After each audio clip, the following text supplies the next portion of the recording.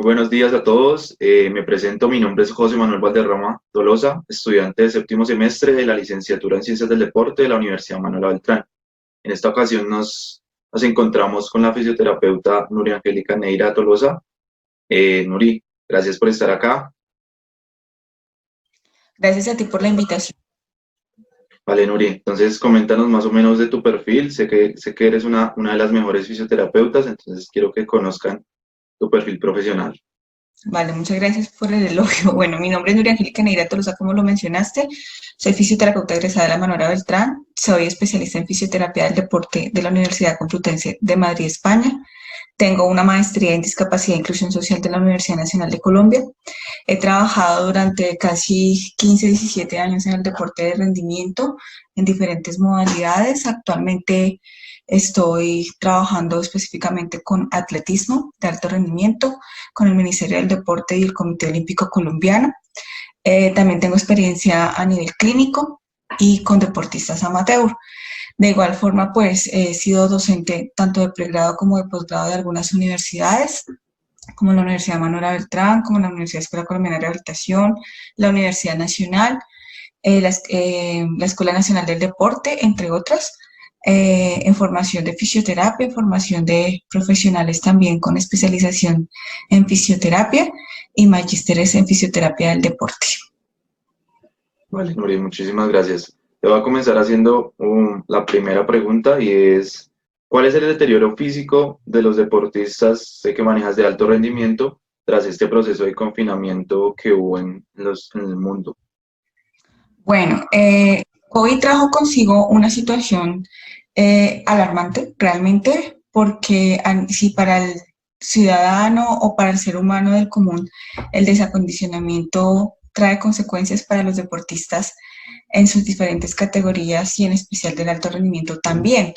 Se conoce que el cuerpo cuando deja o cesa la actividad trae consigo ciertos deterioros, tanto a nivel cardiorrespiratorio, muscular, neuromuscular, sistémico, etcétera. Entonces, eso afecta la ejecución de un proceso de rendimiento porque detrimenta las fases del entrenamiento deportivo como tal.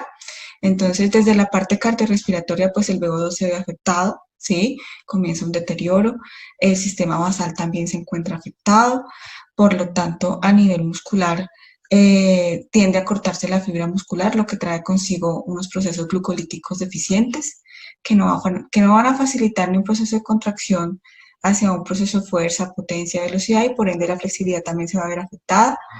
A nivel hormonal, pues obviamente las catecolaminas, toda la que es la parte de cortisol y demás hormonas que intervienen dentro del proceso de regular del cuerpo y más de un deportista de alto rendimiento, pues también se comienzan a ver sus deterioros, tanto internos como externos al momento de hacer las ejecuciones. Biomecánicamente, si esto se ve afectado, pues la ejecución del gesto también. La ejecución del gesto deportivo es una mecánica consecutiva de acondicionamiento mental y físico del atleta. Entonces, se tiende a haber un déficit en esa mecánica de movimiento que va a afectar, por lo tanto, la ejecución del gesto deportivo. Y en ese orden de ideas, pues el deterioro por desacondicionamiento en general va a afectar toda la evolución del deportista.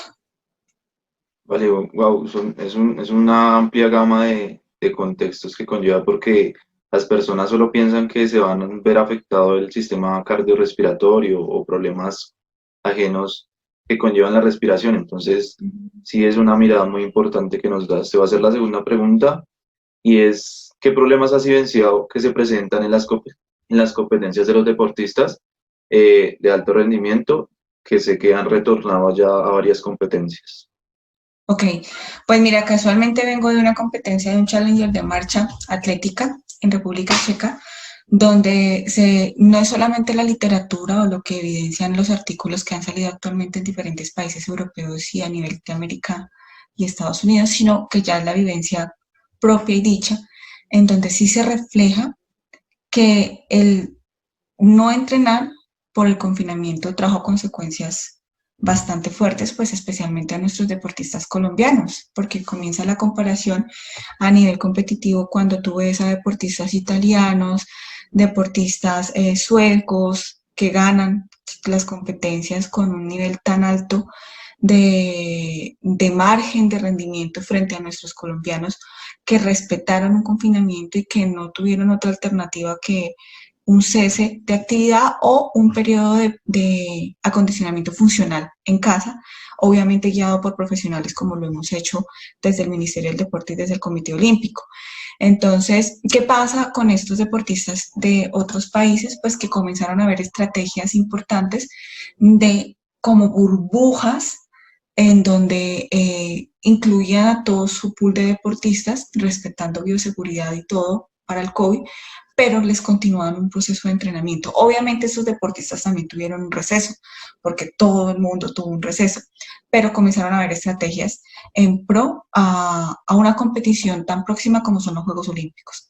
Nuestros deportistas, las estrategias que hemos tenido desde el Comité Olímpico y desde el Ministerio es no dejar un desacondicionamiento total, siempre se ha mantenido un acondicionamiento funcional desde las diferentes áreas, un control nutricional, un control psicológico, un control médico, siempre estamos pendientes de ellos, pero el hecho de que Colombia tenga un índice tan alto de contagio de COVID, pues no permite tener una rigurosidad al entrenamiento diario y matutino como se debe hacer para un deportista que está con miras a una clasificación a Juegos Olímpicos.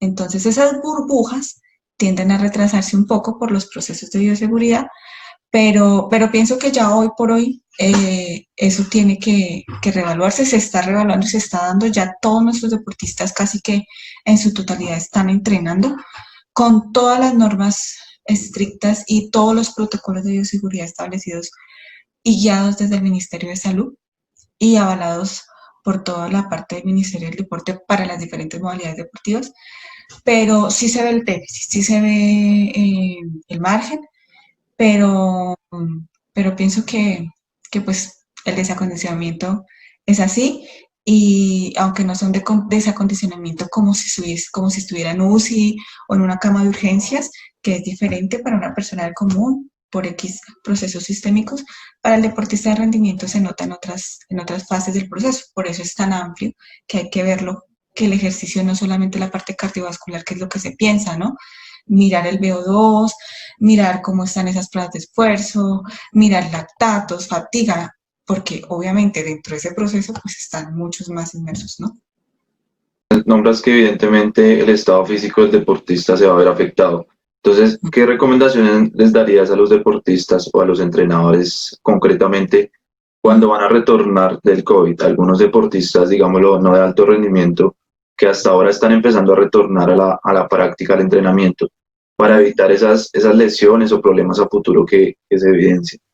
Ok, bueno, desde el Ministerio del Deporte se han hecho protocolos de reingreso, ¿no? Post-COVID. Y hemos avalado una estructura, digamos que paso a paso, unas fases, ¿no? No solamente pensando en el deportista de rendimiento, sino de deportistas que están en proceso de perfeccionamiento o escuelas de formación y hasta los que están en proceso de desarrollo o miras con alto rendimiento. Entonces, lo principal es dejar un periodo más o menos de unos 15, 20 días, que es lo que avala la literatura, en donde el entrenador debe hacer un proceso de acondicionamiento físico, ¿sí? En toda su gama y amplia estructura corporal, hormonal, ósea, muscular, sistémica, todo.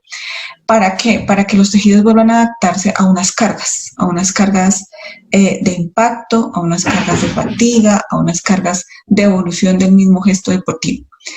En los deportistas que están en periodo de formación, pues para ellos va a ser más fácil porque no tienen unas cargas tan altas y se supone que va todo por proceso de desarrollo y se supone que va de acuerdo a su etapa de perfeccionamiento deportivo. Entonces puede darse con una forma más estructurada en función a su control de entrenamiento o a su fase de perfeccionamiento, como lo acabo de mencionar. En los deportistas que van en miras de desarrollo, como los juveniles y demás, ya también requieren un proceso de acondicionamiento base para evitar las lesiones. Cada gesto deportivo en el alto rendimiento involucra una carga. En algún momento se dice que el deporte de alto rendimiento no es salud. Bueno, hay un interrogante y es otro tema de discusión, pero igual son cargas a las que está inmersa el individuo todos los días y muchas veces a doble sesión. Entonces, no se pueden empezar con doble sesiones, no se puede empezar con un deportista que sí estuvo parado 15, 20, 30 días, un mes, 2 meses, de una vez con doble sesión o de una vez con cargas altas. No, hay que ir paulatinamente y bajo un proceso de acondicionamiento en fortalecimiento, en flexibilidad, la parte cardiovascular, en la parte nutricional es básico la nutrición en este periodo de confinamiento y el post de COVID también será fundamental la parte nutricional. La parte psicológica no se debe dejar atrás porque la parte mental gobierna todo nuestro cuerpo, entonces es indispensable trabajarla. A todos los deportistas se les debería hacer ese proceso y a los de alto rendimiento pues con mayor razón.